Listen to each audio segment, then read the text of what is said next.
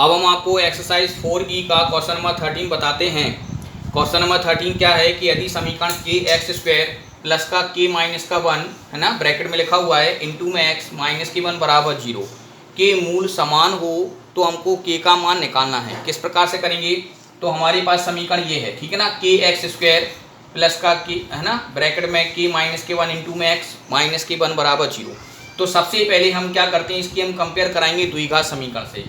ठीक है, तो हम कंपेयर कराएंगे द्विघात समीकरण क्या होता है, ए एक्स स्क्वायर प्लस का बी एक्स प्लस का सी बराबर 0 से हम क्या करेंगे, तुलना कराने पर।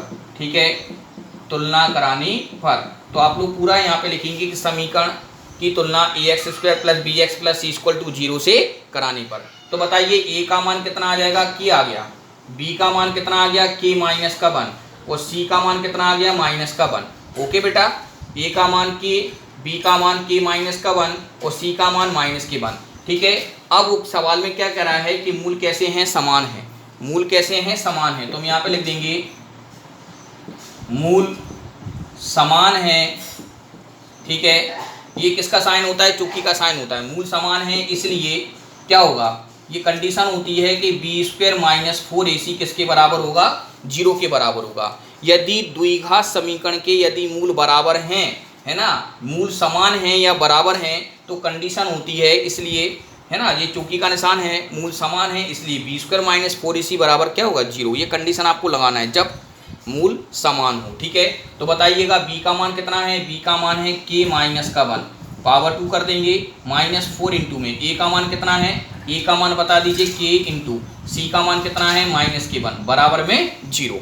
ठीक है, अब इसको हम सॉल्व करेंगे। तो हमने देखा यहाँ पर के माइनस की 1 की पावर 2 लिखा हुआ है, तो ये फॉर्मूला बन जाएगा इसमें ए माइनस बी का होल स्क्वायर। तो चलिए सॉल्व करते हैं, A square plus B square minus का 2ab। ओके, के स्क्वायर प्लस का 1 माइनस का 2k, हमने इसमें फॉर्मूला लगा दिया।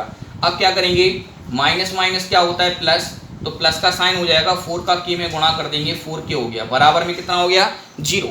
अब सुनिएगा क्या होगा, के स्क्वायर, अब 4k में से सुनिएगा 4k में से 2k चला जाएगा, तो प्लस का 2k बचा और प्लस के 1 बराबर में क्या हो गया, 0। ओके स्टूडेंट, अब हम यहाँ पे देखेंगे कि हमारा ये क्या बन गया, एक फिर से फॉर्मूला बन गया। किस प्रकार से देखिएगा, फॉर्मूला बनाते हैं, के स्क्वायर प्लस 1 को लिख देंगे 1 का square, A square plus B square plus का 2 इंटू में ए का मान के हो गया इंटू बी का मान 1। तो ये आपने देखा, यहाँ पे बराबर में 0 लिख दीजिए। अब हमने देखा यहाँ से यहाँ तक ये आपका फॉर्मूला बन के तैयार हो गया। ये किसका फॉर्मूला बना, A square plus B square plus का 2ab, ये आपका फॉर्मूला बन गया ए प्लस बी का होल स्क्वायर। ये आपका फॉर्मूला बन गया ए प्लस बी का होल स्क्वायर। तो हम यहाँ पे क्या लिख देंगे, के प्लस 1 का होल स्क्वायर बराबर में 0। ओके स्टूडेंट, अब आपको मालूम है कि स्क्वायर हटाएंगे तो यहाँ पे रूट हो जाएगा, रूट चढ़ जाएगा, लेकिन कभी भी 0 पर हम रूट नहीं लगाते हैं। तो क्या हो जाएगा, के प्लस 1 इक्वल टू 0। इस 1 को उठाकर उस तरफ ले जाएंगे, इसका हम पक्षांतर कर देंगे, तो के बराबर आ जाएगा माइनस का 1। तो के की वैल्यू क्या आ गई बेटा, माइनस की 1 आ गई। ठीक है, इसी प्रकार से आपको क्वेश्चन नंबर 14 करना है, बिल्कुल सेम ऐसा ही है। ओके स्टूडेंट, ये सवाल आपका बोर्ड एग्जाम में कई बार आता है, ठीक है ना, और ये कई बार पूछा गया है इस प्रकार से सवाल। तो ये आपको जब आपका बोर्ड एग्जाम नज़दीक होगा तो ये क्वेश्चन तो आपको देख कर ही जाना है। Okay student.